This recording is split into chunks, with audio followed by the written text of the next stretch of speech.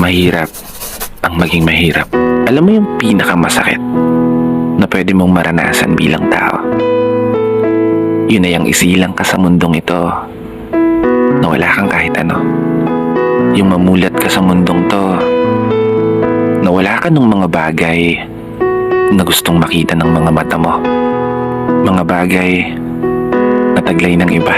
Namulat ako sa mundong to na isa akong mahirap.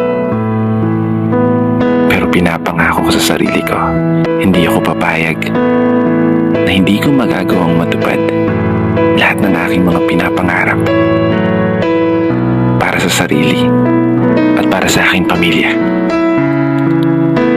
at para sa aking mga magulang. Huwag po kayong mag-alala. Ipapanalo to ng anak nyo. Papaguhin ko yung takbo ng kapalaran na meron tayo. Manood lang kayo dyan. Hindi ko to ipapadala. Dito na nagtatapos. Naiiyak ako.